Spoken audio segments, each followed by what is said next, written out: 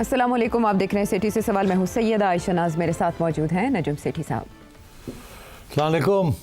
सिर्फ सब जैसे ही ये पहलगाम इंसिडेंट हुआ तो अमेरिकन प्रेसिडेंट डोनाल्ड ट्रंप, उनके बयान से हमें यूँ लगा कि जैसे उनको कोई गर्ज नहीं है, हमेशा से ये झगड़ा 1500 साल से बकौल उनके चला आ रहा है और ख़ुद ही सुलझा लेंगे। ऐसा लग रहा था वो गुरेज़ा हैं इस मामले में कूदने से, लेकिन कुछ ऐसी तब्दीलियाँ हुई और आपने उसकी वजह बताई। मार्को रूबियो ने क्यों कॉल की और वो क्या चाहते हैं। यकदम जेडी वैंस जो इंडिया के विजिट पर थे इस हमले के दौरान, उनका एक इंटरव्यू सामने आता है और वो इस उम्मीद का इजहार करते हैं कि भारतीय रद्द अमल ऐसा ना हो, इस वाक़े के बाद वो ये उम्मीद करते हैं ऐसा ना हो जिससे वसी इलाकाई तनाज़ा पैदा हो जाए, ये ब्रॉडर रीजनल कॉन्फ्लिक्ट में ना बदल जाए। क्या इससे ये जाहिर होता है कि अमेरिका समझ रहा है कि इंडिया रिस्पॉन्स ज़रूर देगा, या वो मजाज समझता है भारत को रद्द अमल का? देखिए, ये जेडी वैंस साहब जो है ना जी, मेरा ख्याल है ये फॉलो नहीं कर रहे जो डोनाल्ड ट्रंप ने जो स्क्रिप्ट लिखी है। ये अपनी तरफ से कुछ ना कुछ लगे रहते हैं। आपने जिसका ये जिक्र किया तो ये तो ऑलरेडी एक असम्पशन है इसके अंदर कि जी इंडिया करने लगा है और उसको रोका नहीं जा रहा। ये नहीं कहा जा रहा कि अगर इंडिया ऐसे करने जा रहा है तो उसको नहीं करना चाहिए, इसको पहले तफ्तीश करनी चाहिए या पहले बातचीत होनी चाहिए।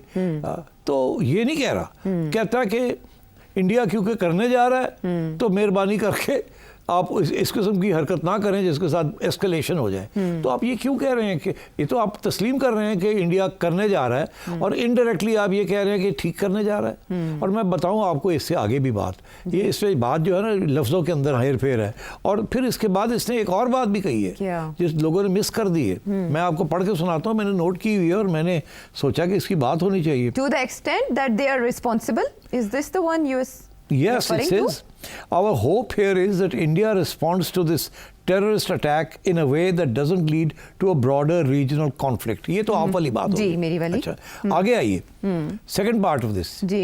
And we hope, frankly, that Pakistan, to the extent that they are responsible, ji, cooperates with India to make sure that the terrorists sometimes operating in their territory are hunted down and dealt with. क्या मतलब to the extent that they are responsible? ये क्या बात हुई कि to the extent that they are responsible? आपने भी ये कह दिया कि to the extent, मतलब उस हद तक जहाँ तक वो रिस्पॉन्सिबल है। तो पाकिस्तान तो कह रहा है हम रिस्पॉन्सिबल है ही नहीं, तो आप ये क्यों कह रहे हैं to the extent that they are responsible? तो आप फिर एक तरफ टिल्ट कर रहे हैं, आप फिर टिल्ट कर रहे हैं और आप गलत बयानी कर रहे हैं। और I think the government of Pakistan should object to this कि ये आप क्या बात कर रहे हैं। एक आप इंडिया को कह रहे हैं कि कर लो, दूसरा आप ये कह रहे हैं कि जिस हद तक मतलब एक किस्म का आप इल्ज़ाम लगा रहे हैं पाकिस्तान के ऊपर कि अगर पूरी तरह आप इन्वॉल्व नहीं है तो शायद थोड़ी तरह आप इन्वॉल्व हो। तो मतलब ये कोई बात है? आई think the government of Pakistan should protest कि ये वैंस क्या कर रहा है। अब मैं कोई ज़ाती बात नहीं करना चाहूँगा इनके बारे में, but I think I should just leave it there. These are very two serious implications of this statement, and the government of Pakistan should protest this. इस मामले का तो एज ले सकता है इंडिया के एक वाइस प्रेसिडेंट ऑफ अमेरिका इस बात की तायीद कर रहे हैं। To the extent that Pakistan is responsible. तो ये तो this is wrong. Pakistan is not responsible. आप कैसे कह रहे हैं to the extent that Pakistan is responsible? तो इन अ वे ये भारत को ये इजाज़त दे रहे हैं कि अगर वो कोई रद्द अमल देता है तो वो महदूद पैमाने पर हो सकता है, तो भारत तो इसका एडवांटेज लेगा। ऑफ कोर्स लेगा। तो एक तो ये वो तो ग्रीन लाइट लेगा ना इसको कि अमेरिका ने कहा कि कर लो जी, मगर ऐडा ना करना कि आगे जाके गड़बड़ हो जाए। पाकिस्तान भी रिटेलिएट करेगा तो सोच समझ के करना, ये नहीं कि मत करना, ये कि कर लो और फिर मतलब मगर कंट्रोल में रखना जी। तो ये किस्म की ये है कि आपको गुस्सा चढ़ा हुआ तो कर लें, ठीक है। ये कोई तरीका है डिप्लोमेसी का? रिपोर्ट सामने आ रही है कि वहाँ पर बाकायदा लॉबिंग फर्म स्पेशली पाकिस्तान की तरफ से अब जाके शायद कोई एफर्ट स्टार्ट हुई है जिसमें लॉबिंग फर्म नहीं, अब तो उन्होंने भी रखी हुई है और हमने भी रख ली है। जी, $1.5 लाख उनकी और $2 लाख ये तो पहले दिन से होनी चाहिए थी ना जी। ये ज़रूरी नहीं है कि इस किस्म की क्राइसिस हो तो आप लॉबिंग फर्म रखते हैं। इमरान खान ने तो कब से लॉबिंग फर्म्स रखी हुई थी और हर गवर्नमेंट रखती है अपनी एक लॉबिंग फर्म, ठीक है। तो इन्होंने अब जाके अपॉइंट की है और उन्होंने आगे एक और फर्म को सबलेट कर दिया कुछ ना कुछ। तो मतलब ये है कि they should be on the job. But मुझे ऐसे लगता है कि यहाँ अभी जिसे है ना बस ऐसे ही है। मैं एग्जांपल आपको देना चाहता हूँ कि देखिए इस वक्त इंडिया हावी हुआ है। इंडिया एक बयानिया बनाने की कोशिश कर रहा है, वो कामयाब नहीं हो रहा। अच्छा, शुक्र करें वो कामयाब नहीं हो रहा बिकॉज इंडिया का ट्रैक रिकॉर्ड जो है, इंडिया की जो टेररिस्ट एक्टिविटी है वो कनाडा को भी पता है, अमेरिका को भी पता है, यूके को भी पता है।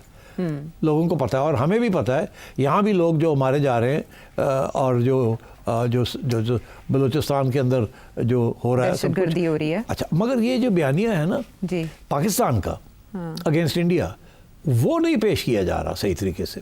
ठीक, देखिए ना, आप खुद कहते हैं कि जी इंडिया का हाथ है बलूचिस्तान में और TTP में, ठीक, क्योंकि वो चाइनीज को भी टारगेट कर रहे हैं और पाकिस्तानियों को भी केपी और टारगेट कर रहे हैं। बलूचिस्तान दोनों सूबे मुतासर हैं, एक तो जगह फिर आप TTP क्यों नहीं आप इंटरनेशनल मीडिया को बुला के आप Proof सही के तरीके से बात करें आप, और आप दुनिया में जाके काउंटर करें इंडिया का नैरेटिव कि इंडिया ने ये कोई एविडेंस प्रेजेंट नहीं की, जी। हम ये एविडेंस इंडिया के खिलाफ लेके आए हैं। तो आप बयानिया को तो आप आगे लेके चले, मगर मुझे ऐसे लगता है कि डिफेंसिव है बिल्कुल।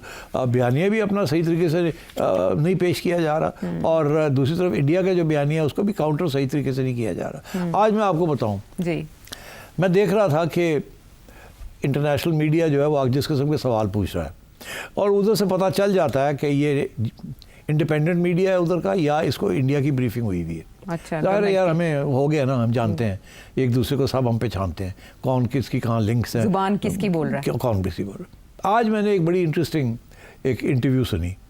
उस इंटरव्यू जो थी वो एक Arabic channel, middle eastern channel ने, इंग्लिश में थी, वो इंटरव्यू की मुसद्दक मलिक साहब की, जो गवर्नमेंट के स्पोक्समैन है, वन ऑफ द स्पोक्समैन। उसमें उन्होंने एक बहुत ही बेहुदा किस्म का सवाल पूछा। जी, आई वाज शॉक्ड। वो खातून पूछती है कि ये बताएं कि आपके पास क्या एविडेंस है कि आपने ये नहीं किया, क्या आपके पास क्या एविडेंस है कि आपने ये काम नहीं किया। यानी बारे सबूत मुसद्दिक मलिक साहब पे है। मतलब है कि कानून जो है, इंटरनेशनल लॉ, लोकल लॉ, उसको अपने सर पे खड़ा कर दिया।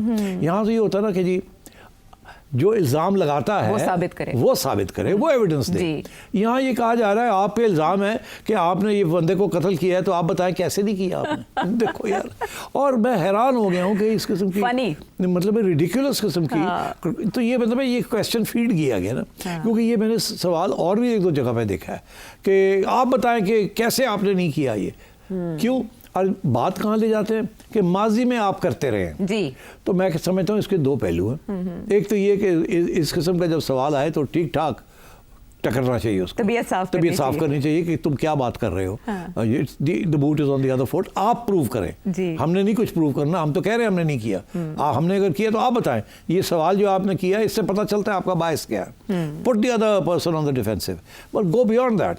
कि आप ये कहते हैं कि अच्छा आगे से जवाब आ सकता है कि जी आपका तो ट्रैक रिकॉर्ड है, आप तो खुद मानते हैं, आपके लोग मानते हैं कि जी आप लोग ये काम करते रहे हैं, कश्मीर के अंदर फ्रीडम फाइटर्स कह के टेररिज्म आप प्रमोट करते रहे वगैरह वगैरह को। तो अच्छा, आपने तो बात कर दी ना माजी की, अब हम भी माजी की बात कर देते हैं कि 2004 के बाद हिंदुस्तान ने किस तरीके से मुदाखलत की है पाकिस्तान में, अफगानिस्तान में, बलूचिस्तान में, ठीक।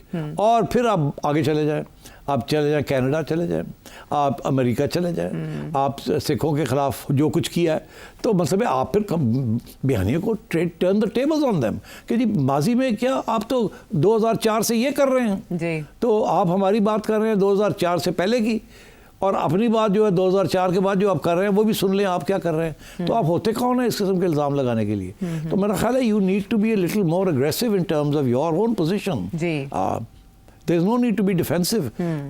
रेफरेंस माजी के भी दिए जा सकते हैं अगले को डिफेंसिव में डालने के लिए, तो अलर्ट होना चाहिए। देखिए सारी दुनिया इस वक्त क्यों नहीं दुनिया इंडिया का साथ बाय नहीं कर रही उनका नैरेटिव। दो बातें मैं आपको फिर से बता दूं, दुनिया को पता चल गया है कि जब से FATF का यहाँ सिलसिला शुरू हुआ है, अच्छा, और जब से उन्होंने हमें ग्रे लिस्ट से निकाल के वाइट लिस्ट में डाल दिया है, हाँ, तो उन्होंने बहुत कुछ यहाँ करवाया है आपकी रियासत से, और आपकी रियासत ने सारे जिहादी ग्रुप्स और सो कॉल्ड जो अदर ग्रुप्स थे, एक्सट्रीमिस्ट ग्रुप्स को ठीक ठाक चाबी बंद करके उनको टाइट डाउन कर दिया, जिसकी वजह से आपको निकाल के वाइट लिस्ट में ले गए। तो दुनिया एक्नॉलेज करती है, मानती है कि आपने क्लैम्प डाउन किया है ऑन दोज इंडिपेंडेंट जिहादी और टेररिस्ट ग्रुप्स जो यहाँ प्रोलिफरेट कर रहे थे, फिर रहे थे। तो दुनिया तो मानती है इस बात को। तो आप बताएं ना कि आपने तो खुद हमें मोहर लगाई है कि वी अब टेररिज्म हम नहीं सपोर्ट कर रहे, टेररिस्ट ग्रुप्स को हमने बैन कर दिया, उनको ख़त्म कर दिया। तो आप बताएं ना ये। दूसरी बात ये है कि हमारी पॉलिसी भी आर्टिकुलेट हुई है। नवाज शरीफ साहब ने भी जब वो अपने पावर में थे उन्होंने भी बड़े वाज़े तौर पे ये कहा कि ख़त्म कर दिया है, ये चीज़ नहीं होगी जी। उसके बाद जनरल बाजवा आए। जनरल बाजवा ने भी जो पॉलिसी इख्तियार की of building bridges with India and stopping all this, उनका भी बहुत अहम रोल है। तो मतलब है कि ये तो, और इंडिया के नेशनल सिक्योरिटी एडवाइजर्स वगैरह को पता है, इसीलिए तो LOC के ऊपर सीज फायर हो गई एंड सो ऑन। तो मतलब बैक चैनल्स चलती रही हैं।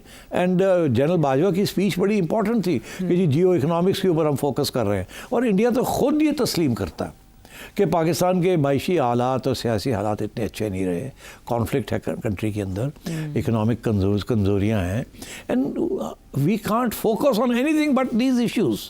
हमारे इंटरनल प्रॉब्लम्स इतने, we are not involve in this. और कश्मीर से जाके कश्मीरियों को पूछें, Pakistan stopped actively supporting the freedom struggle in Kashmir many years ago because they can't afford to do it anymore. जी, इसका तो शिकवा भी सामने आया वहाँ के लीडर्स की तरफ से, बिल्कुल पाकिस्तान से। तो अब ये है कि इस स्टेज पे आप अपना बयानिया तो ठीक करें, मगर मुझे लग रहा है कि they need to do this. और these are the two reasons why दुनिया को पता है कि पाकिस्तान के अंदर अब स्पॉन्सरशिप्स बंद हो रही हैं, या बंद हो गई हैं, 90% बंद हो गई हैं, इक्के दोके रह गए हैं, वो इधर उधर होते रहते हैं, उनको ये पकड़ के बंद करते रहते हैं। एवं तो नहीं पकड़ के बंदा दे दिया अमेरिका को, पहली बात तो ये। दूसरी बात ये है कि इंडिया का जो बयानिया है, इंडिया का भी ट्रैक रिकॉर्ड इतना अच्छा नहीं है इन द रीसेंट पास्ट। सबको पता है कि बलूचिस्तान के अंदर क्या हो रहा है, TTP को कौन सपोर्ट कर रहा है, BLA को कौन कर रहा है, और सबको पता है कि सिखों के खिलाफ जो डीप स्टेट, इंडिया की डीप स्टेट ने जो extra territorial assassinations carry out किए, और हम भी यहाँ इल्ज़ाम लगाते हैं कि हमारे जो पुराने जिहादी थे जो कि अब डॉर्मेंट हो चुके थे, एक्सटिंक्ट नहीं हुए, डॉर्मेंट हो चुके थे, फारग हो चुके थे, हथियार छोड़ दिए थे, नॉर्मल लाइफ लीड करने की कोशिश कर रहे थे, उनको आके चुन के आके कॉन्ट्रैक्ट्स दे के उनको मारा इन्होंने। तो बात ये है कि ये बयानिया भी तो अब चलना चाहिए ना, ये सिर्फ ये तो नहीं कि इंडिया के बयानिया के ऊपर defensive, you should be offensive defensive also। Ajit Doval साहब का जो डॉक्ट्रिन है, so that's what I'm trying to say कि ये बड़ी one sided किस्म की डिबेट चल रही है, and one should be a little more aggressive because you have nothing to hide। These are all facts on our side। But वो books में भी बाकायदा दर्ज किए गए हैं, बल्कि अखबारों ने छापे हैं, लेकिन इंडियन मीडिया में हम देख रहे हैं कि वहाँ के कुछ ऐसे एग्रेसिव किस्म के ट्विटर पे बैठे लोग हैं, एनालिस्ट हैं, जो इतना झूठ बोलते हैं कि वो सच लगने लग जाए। फॉर एग्जाम्पल वो बिल क्लिंटन ने जो मेंशन किया, या उनकी जो याददाश्त थी जो जिसमें खुद नविश्त में, बड़ी अच्छी बात की आपने, याद दिला दिया मुझे, मैंने अभी एक ट्वीट भी की है जी। देखिए, मुझे इंडियंस पूछते हैं कि आप कैसे कह सकते हैं कि ये या फॉल्स फ्लैग ऑपरेशन है या कोई लोकल ग्रुप ने किया और पाकिस्तान का हाथ नहीं है इसमें, ठीक? मुझे ये पूछते हैं, जब मैं कहता हूँ कि ये मेरा ख्याल है, ऐसे ही हुआ है, तो नाराज़ हो जाते हैं, कहते हैं तुम तो पाकिस्तानी इस्टेब्लिशमेंट की बात कर रहे हो। अच्छा यार, इस्टेब्लिशमेंट की बात नहीं, मैं हकीकत की बात कर रहा हूँ। मैं क्यों कहता हूँ ये? मैं ये कहता हूँ कि इसके लिए भी एविडेंस है जी। कि हिंदुस्तान की रियासत ने, डीप स्टेट ने ऐसी चीज़ें की हैं, और डीप स्टेट्स करती हैं ऐसी चीज़ें। CIA ने ऐसी चीज़ें की हैं, रॉ ने ऐसी चीज़ें की है, इसराइल ने तो अभी बहुत बड़ा इस किस्म की चीज़ की है कि पहले पूरा ड्रामा किया कि हमारा इंटेलिजेंस फेलियर हो गया है और हमास ने आके अटैक कर दिया है। साल से वो तैयारी कर रहे थे, हमें पता ही नहीं था। We have the best intelligence service in the world, the Americans are with us, the two intelligence services CIA and Israeli Mossad have the best intelligence in the world. उन्हें पता ही नहीं चला कि हमास तैयारी कर रहा है। अरे यार, गिव मी अ ब्रेक।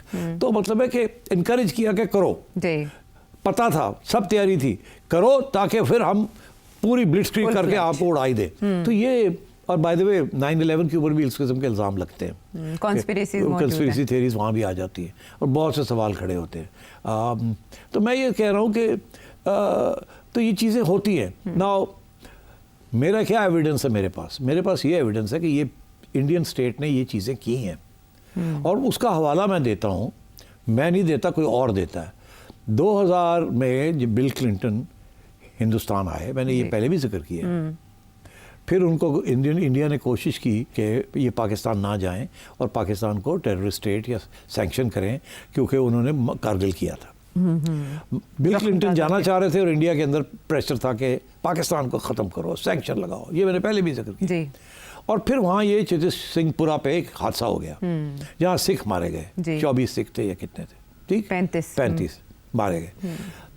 तो सारा वक्त उन्होंने पाकिस्तान के ऊपर हाथ लगाया कि पाकिस्तान ने किया, पाकिस्तान, अभी तक यही कहते हैं पाकिस्तान ने करवाया। बिल क्लिंटन जो वहाँ थे, उसके बाद जाके उनकी सेक्रेटरी ऑफ स्टेट थी मैडलिन ऑलब्राइट, उन्होंने एक किताब लिख दी, the mighty and the almighty. अच्छा, जब वो किताब छपी तो उसके अंदर कुछ क्लिंटन ने लिख दिया था कि हिंदू एक्सट्रीमिस्ट, उसका ये ख्याल था कि हिंदू एक्सट्रीमिस्ट ने ये किया।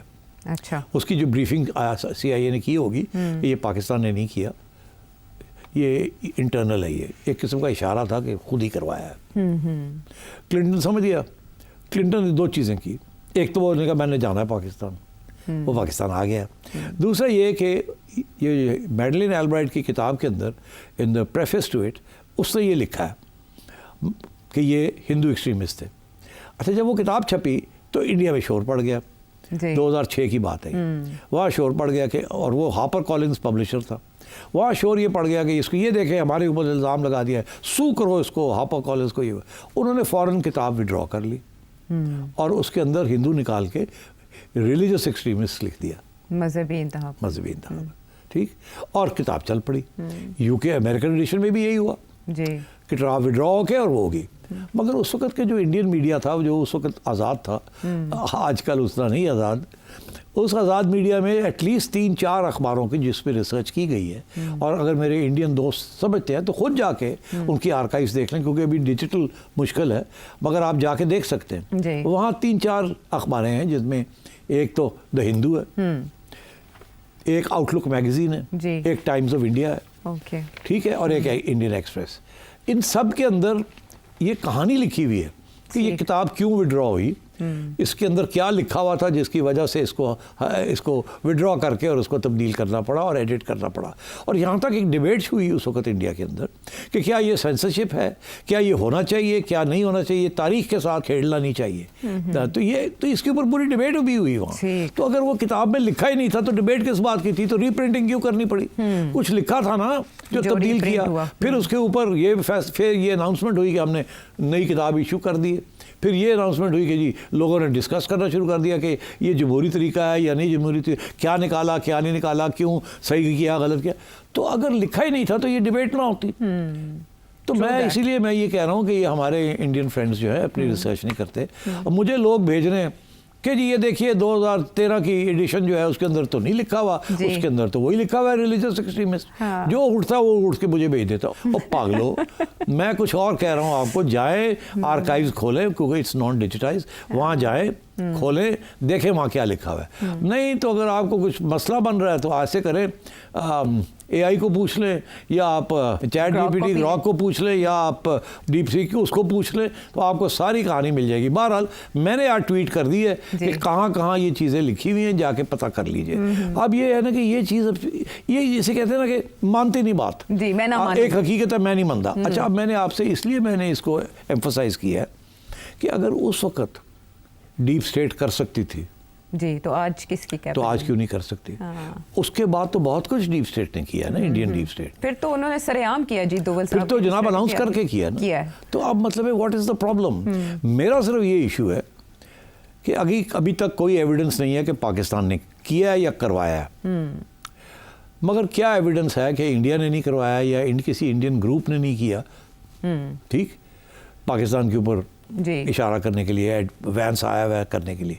तो बेस्ट ये है कि ना आप मेरे पे इल्ज़ाम लगाए, ना मैं आप पे लगाता हूँ। आप ना कहे पाकिस्तान ने किया है, मैं नहीं कहता इंडियन डीप स्टेट ने किया। आप इंक्वायरी करवा लें, इंडिपेंडेंट। उसका जवाब क्या देते हैं कि जी पहले भी हमने पाकिस्तान को कहा था इंक्वायरी करें, तो वो मानते नहीं थे। अरे भाई, वो तो आप कह रहे थे ना, आपकी बात तो पाकिस्तान नहीं मानेगा, आप पाकिस्तान की बात नहीं मानेंगे, ठीक है ना। तो आप आपस में हट जाए ना, दिनों में आप इंटरनेशनल इंक्वायरी करा देना, अपने ऊपर भी पाकिस्तान उनको ना नहीं करेगा, आप भी ना करें। वो आएंगे, वो आपको कहेंगे ये बताओ, ये दिखाओ, ये दिखाओ, ये दिखाओ, और आप वो अपना रिपोर्ट लिखेंगे। आप पाकिस्तान के पास जाएंगे, कहेंगे ये, अगर पाकिस्तान ने कोई रुकावट की तो वो लिख देंगे कि पाकिस्तान ने कोऑपरेशन नहीं की, इसका मतलब है पाकिस्तान गिल्टी है। अगर इंडिया ने कोऑपरेशन नहीं की तो मतलब इंडिया गिल्टी है। कुछ छुपाने वाली बात है तो वो जो भी छुपा रहा है वो छुपाएगा और वो पकड़े जाएंगे। तो ये ना कहें कि जी पाकिस्तान ने तो कभी इंक्वायरी हमारी होने नहीं दी। अरे भाई, इसलिए नहीं because we don't trust you, you don't trust us. तो इसको हटाए ना आपस में। इसीलिए तो हम हमेशा ये कहते हैं कि इंडिया पाकिस्तान के दरमियान किसी को बैठना पड़ेगा, आपस में तो ये बात नहीं कर सकते, इतना खून खराबा हो चुका है और डिस्ट्रस्ट है जिसकी अब रीराइट भी हो रही है हिस्ट्री। हमारे यहाँ भी हिस्ट्री रीराइट हुई है, अब इंडिया के अंदर ही हिस्ट्री रीराइट हो रही है। हमने ज़िया उल हक साहब के ज़माने में की थी रीराइटिंग ऑफ हिस्ट्री, और इंडिया जो है बीजेपी के ज़माने में रीराइटिंग कर रहा है। अभी NCERT के जो सारी टेक्स्ट बुक्स है वो सबको रिवाइज किया जा रहा है, वो मुस्लिम पीरियड को ही निकाला जा रहा है यहाँ से। एंड तो मतलब है कि अगर ये सारी बातें हैं तो तस्लीम करना चाहिए ना। किसी मसले को हल करना हो तो पहले कुछ तस्लीम करना पड़ता है ना कि मसला है भी कि नहीं, और मसला है क्या, तो फिर उसके बाद सोल्यूशन की बात आती है। तो हमारे इंडियन दोस्त जो है वो अपनी अल्ट्रा नेशनलिज्म के अंदर इतने गुम गए हैं कि कोई सुनने के लिए कोई चीज़ तैयार नहीं है। हमारे यहाँ at least there is a little bit of criticism still left, there is a little bit of independence still left. हम अभी भी अपनी इस्टेब्लिशमेंट की भी थोड़ी बहुत कर लेते हैं, सियासी जमातों की कर लेते हैं। मुझे बताएं, इंडिया के अंदर पूछें आप इंडिपेंडेंट जर्नलिस्ट को कि क्या हाल है वहाँ, आप बीजेपी के खिलाफ या नरेंद्र मोदी के खिलाफ को बात करें तो क्या होता है वहाँ आपके साथ। तो मेरी ज़ुबान ना खुलाएं आप, मेरे बड़े दोस्त इन्वॉल्व हैं, दे टेल मी कि क्या हो रहा है और क्या हम बात कर सकते हैं नहीं कर सकते। वो और बात है, हमारा भी आजकल हाल ख़राब है। हाँ, लेकिन तो मैं कोई नहीं कह रहा कि हमारा हाल अच्छा है, बट बात यह है कि वो इंडियन दोस्त एक दो कहते हैं कि हम तो हमेशा इन पाकिस्तान की बड़ी तनकीद करते थे और आप बड़ी हमारी तारीफ करते थे जी। मैं कहता हूँ बिल्कुल सही है, जब आप एक जमहूरियत थे, एक सेकुलर थे, ठीक है, तो नॉन अलाइंड थे, सोशलिस्ट थे, तो हम समझते थे दीज आर अच्छी वैल्यूज़। हम चाहते थे पाकिस्तान भी एक आज़ाद democratic non aligned socialist welfare state बने जी। तो हम तो देखते थे आपकी तरफ आइडियल, और क्योंकि आपके यहाँ जमहूरियत भी थी और हमारे यहाँ नहीं थी, तो हमारे लिए इट वाज ऑलवेज कि इंडिया में ये हो रहा है, यहाँ देखे नहीं। अब उल्टा हो गया, हमारे यहाँ जो कुछ हुआ अब ऐसे लगता है कि आप हमसे भी आगे बढ़ना चाह रहे हैं, वही रास्ता आपने भी इख्तियार कर लिया है अंडर द बीजेपी गवर्नमेंट। अब ये बातें उनको मेरी पसंद नहीं आएंगी, मगर दिस इज़ अ फैक्ट। मैं I am the first one to criticize हमारे यहाँ क्या हुआ, किसने क्या किया क्या नहीं किया, मगर हमारे इंडियन दोस्त either they are too scared और their ultra nationalism is hyper nationalism. अच्छा, अब हाइपर नेशनलिज्म बड़ी ख़तरनाक होती है because it is part of an autocracy. ये hyper nationalists are always autocrats not democrats. इसलिए I think we need to close this chapter. ये तू मैं वाला चैप्टर आयशा, हमारे इंडियन फ्रेंड्स को भी थोड़ा सा अपनी जहन को खुला रखना चाहिए। मेरी उनसे रिक्वेस्ट ये है कि अपने रियासत के से आगे सवाल पूछिए उनसे जो सवाल पूछने वाले हैं। हम तो यहाँ पूछते रहते हैं, आप पूछें अपनी रियासत को, अपनी डीप स्टेट से पूछें। बहुत से सवाल हैं अबाउट दिस इंसिडेंट, और मैं आपसे आज कह रहा हूँ कि अगर कोई इंटरनेशनल इंक्वायरी होती है और वो इंटरनेशनल इंक्वायरी जो है वो पाकिस्तान की तरफ फिंगर पॉइंट करती है कि इनका हाथ था, I will be the first one to go on air and say yes, now I've been told, now I have evidence, now I will criticize the Pakistanis. But क्या will India do, will any Indian journalist do that? Openly ये भी सवाल अपनी जगह पर छोड़ते हैं। जो इंडियन एंकर्स बैठे हैं, एनालिस्ट बैठे हैं, वो अपनी हुकूमत से, डीप स्टेट से ये वाले सवाल पूछें जो उठ रहे हैं, जो बन रहे हैं, जो इस वाक़े के बाद सामने आ रहे हैं। वापस आते हैं ब्रेक के बाद।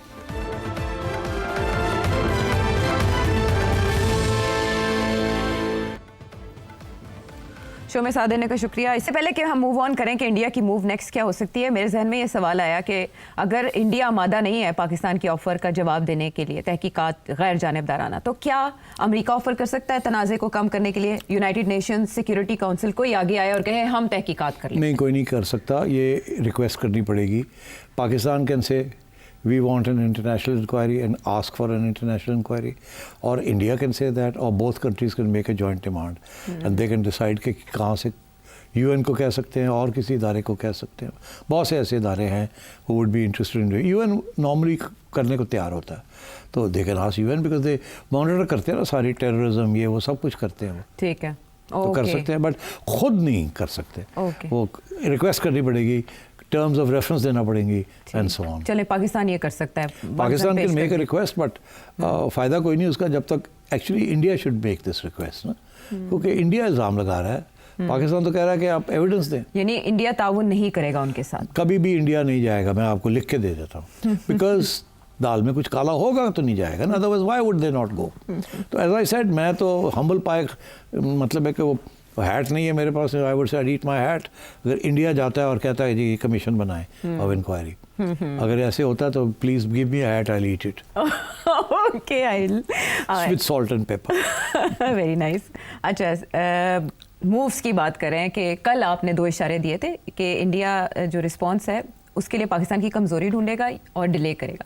अब जो इंडिया टुडे रिपोर्ट कर रहा है कि ट्विन फाइनेंशियल स्ट्राइक्स इंडिया सोच रहा है, प्लान कर रहा है पाकिस्तान के खिलाफ, और वो टेरर फंडिंग को बुनियाद बना रहा है। वो FATF जिससे हम 2022 में निकल गए थे उसमें दोबारा डलवाने के लिए इंडिया ने कोशिशें तेज़ कर दी हैं, और IMF को भी ये कन्विंस किया जाएगा कि जो वो फंड देने जा रहे हैं 9 मई को जो एग्जीक्यूटिव बोर्ड का इजलास हो रहा है वो ना दिया जाए, क्योंकि ये टेरर फंडिंग में पाकिस्तान यूज़ कर रहा है। तो इससे पाकिस्तान किस हद तक हिट हो सकता है, ये दोनों पॉसिबिलिटीज़ अगर इस्तेमाल की तो? देखिए, अगर तो इंडिया ये कोशिश करता है कि IMF को इन्फ्लुएंस करेगा तो वो तो नहीं होगा। IMF is committed to Pakistan, उनका सियासी एजेंडा होता ही नहीं है। अच्छा, they will do what they have to do, तो that will be not successful. FATF जो है वो बिल्कुल जाके वहाँ, वो एक ऑनगोइंग प्रोसेस है कि ब्लैक से वाइट, वाइट से ग्रे, ये चीज़ें होती रहती हैं डिपेंडिंग ऑन द रिकॉर्ड। तो मेरा ख्याल है अगर इंडिया वहाँ जाता है that's a great opportunity. Pakistan should use that forum, अगर इंडिया उस फोरम को एक्टिवेट करता है तो से इंक्वायरी कर ले, दोनों मुल्कों के अंदर इंक्वायरी कर ले, तो that could turn the tables on India. अच्छा, तो फिर इंडिया क्या करेगा अगर FATF वाले कहते हैं कि चलो जी हम करते हैं फिर इंक्वायरी? बिकॉज देखिए FATF वाले आपको सुने बगैर तो आपको कंडेम नहीं कर सकते ना। ठीक, तो फिर यही होगा कि सुन लीजिए, फिर उन्हें कहें सुनाएं क्या है, किस बेसिस के ऊपर आप ये हमें एग्जामिन करना चाह रहे हैं। वहाँ तो प्रूफ देने पड़ेंगे, एविडेंस देना पड़ेगा तो फिर FATF को इंडिया भी जाके चेक करना पड़ेगा ना वहाँ क्या हो रहा है क्या नहीं हो रहा। अच्छा, so I think there is nothing to worry about. FATF is not a threat anymore, and मतलब अब तो we are the target of terrorism यार, for God's sake। तो मतलब हमारे पास इतनी एविडेंस है कि how we are suffering, तो there is no evidence against us कि we are promoting terrorism, so there is nothing to worry about on that score। और अमेरिका का फैक्टर इस्तेमाल करते हुए IMF को भी इन्फ्लुएंस नहीं किया जा सकता वहाँ पे? लॉबिंग, जो अमेरिकन लॉबी, वो लॉबिंग करेंगे इक्का दुक्का, जैसे ये PTI वालों ने सेनेटर से और कांग्रेसमैन से कोई खतोखतावत करा ली, तो इस तरीके से ये भी करवा लेंगे। ठीक है ना, इनकी बहुत बड़ी लॉबी है ना वहाँ इंडिया की, और बहुत से Indian American are in very critical positions also, both in multinationals and in American big corporations and in the senate and in elsewhere. तो वहाँ इन्फ्लुएंस तो बहुत है इनका, but I think that's where Pakistan needs to get active. एंड frankly, if you ask me, I think we are not ready for such an onslaught, such a diplomatic onslaught. I don't think our diplomats are strong and articulated enough to counter this onslaught.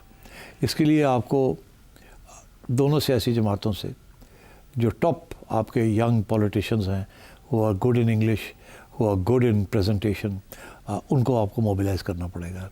There are some very dynamic politicians in PPP and in PMLN, उनको आप घेरें, उनको briefing हो सही तरीके से, वो सारी दुनिया में घूमें। फॉरेन ऑफिस तो हमेशा साथ लेके चलते हैं ना, मगर फॉरेन ऑफिस में 3-4 जगह पे तो आपके हाई क्वालिटी में एम्बेसडर्स होंगे ना, मगर एम्बेसडर्स जो होते हैं they bureaucrats, they without charm, उनको पब्लिक रिलेशनिंग नहीं करनी आती, उनको सिर्फ मैसेजेस कन्वे करनी आती।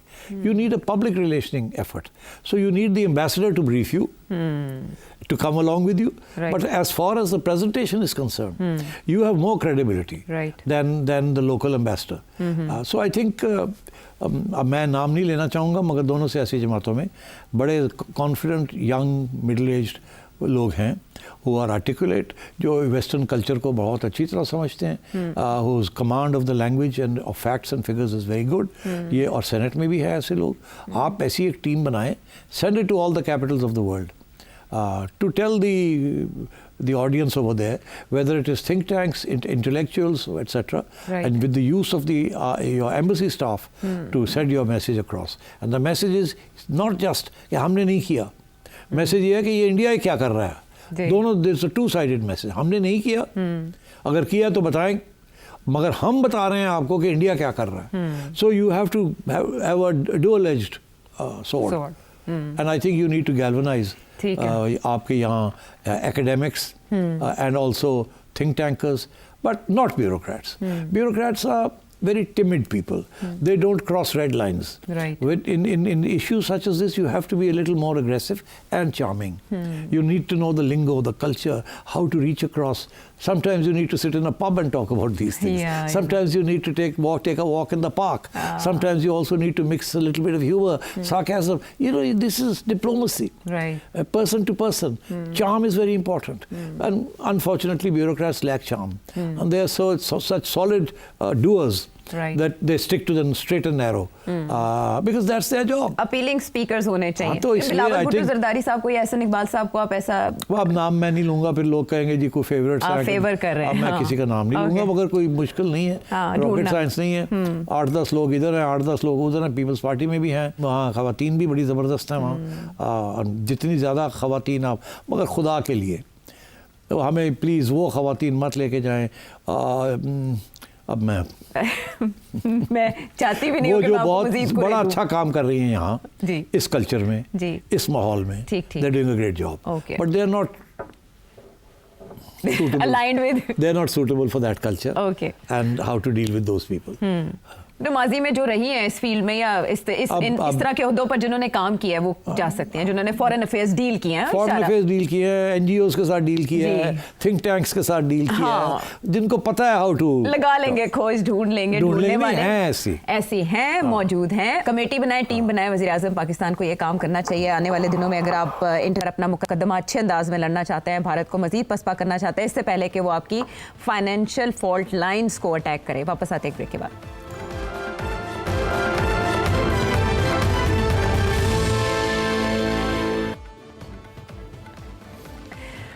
शो में साथ देने का शुक्रिया। इस वाक़े की आड़ में नरेंद्र मोदी जी सरकार क्या हासिल करना चाहती थी, शायद वो हासिल नहीं हो पाया, तो वो कोई बाकी सवाल options- जवाब नहीं है आज कोई। आप सवाल जवाब की तरफ जाना चाहेंगे या आप चाहेंगे कि ज़्यादा सेंसिटिव इशू एड्रेस हो जाए जो कश्मीर में हो रहा है या जो इंडिया में इस्लामोफोबिया की आड़ में हो रहा है? फैसला आपका। नहीं ठीक है, हाँ। फिर माजरत कर लें, हमारे बहुत से सवाल आए हैं। उसमें ये मेंशन करना चाहूँगी सेठी साहब के जितने सवाल आ रहे हैं, स्पेशली आपके दवायर को इंटरव्यू के बाद, करण थापर साहब को इंटरव्यू के बाद, उसमें सबसे पहले आपकी तारीफ होती है, अंदाज को सराहा जाता है, जिस तरह से आपने पाकिस्तान का मुदल्लल अंदाज में मुकदमा लड़ा।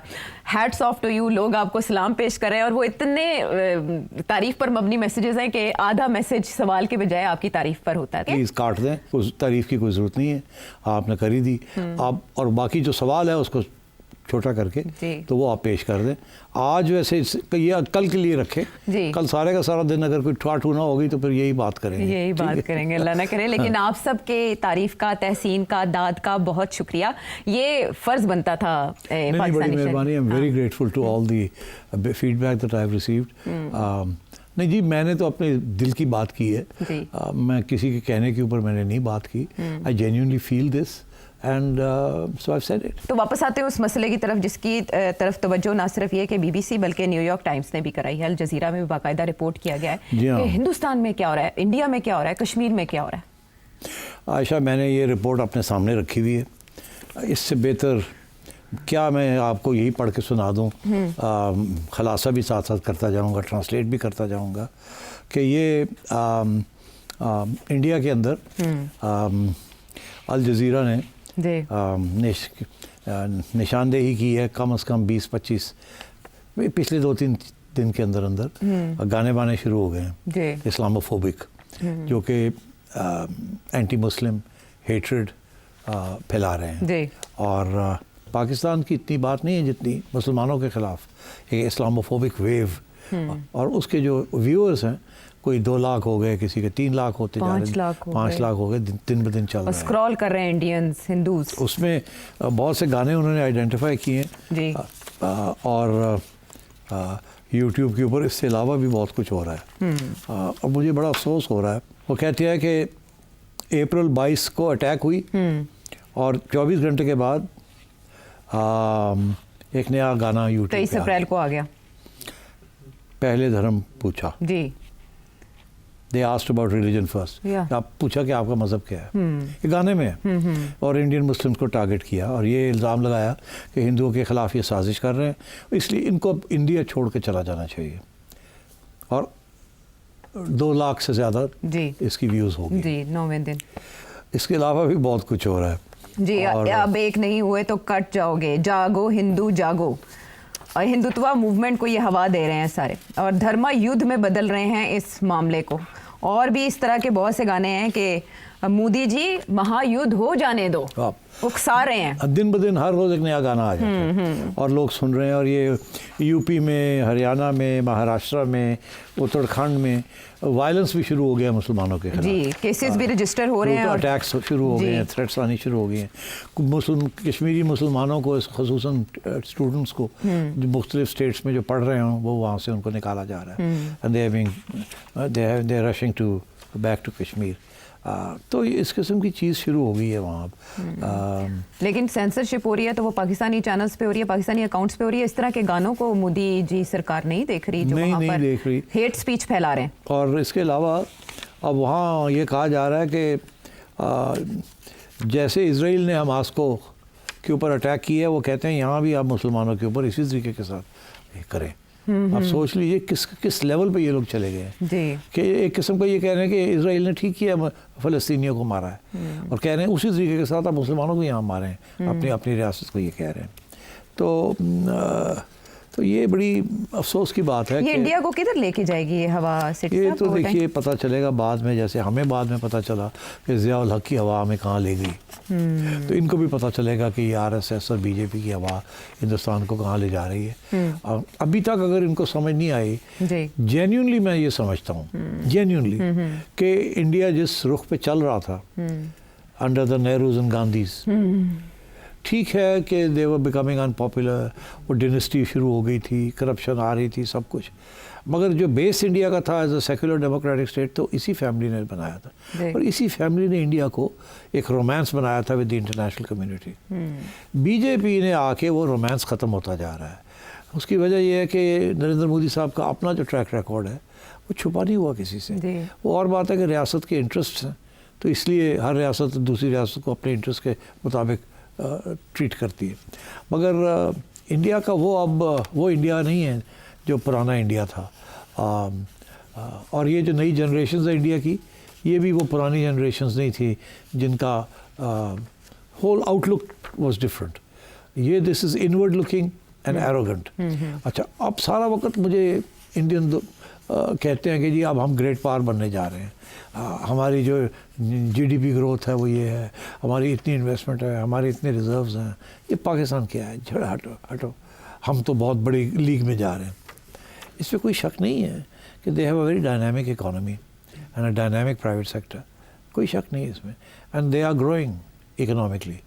बट अगर आप उनके दूसरे स्टेटिस्टिक्स देखें जो वो कभी नहीं दिखाते कि कितने millions and millions and millions of Indians are below the poverty line, how the minorities are facing persecution and, और इस किस्म के जो नेगेटिव फैक्टर्स हैं, तो आपको एहसास होगा कि India will not be a great power. A great power जो है उसके डेफिनेशन में 2-3 चीज़ें होती हैं। एक तो ये होती है कि जिस नेबरहुड में हो, वहाँ उस नेबरहुड के जो रियासतें हैं वो आपको तस्लीम करें एज अ ग्रेट पावर। उसके बाद इंटरनेशनल कम्युनिटी आपको तस्लीम करे एज अ ग्रेट पावर।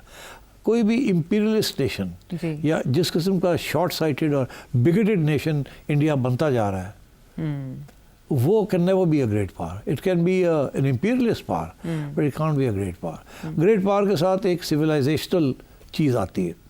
जो मुल्क ये कह सकता है या जो हुकूमत ये कह सकती है और जिसकी आवाम बड़ी खुशी मनाती है कि आपका पानी हम बंद कर देंगे, ठीक, तो आप सोचिए आज मुसद्दक मलिक साहब ने याद दिलाया इस इंटरव्यू के अंदर कि पानी जो है it's not a question of survival.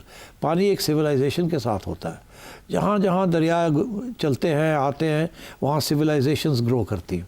इसीलिए इंडस सिविलाइजेशन इंडस दरिया से निकली, एंड सो ऑन, नाइल की सिविलाइजेशन, ठीक, and all the other major rivers of the world, उनके साथ सिविलाइजेशंस साथ लगी हुई होती हैं।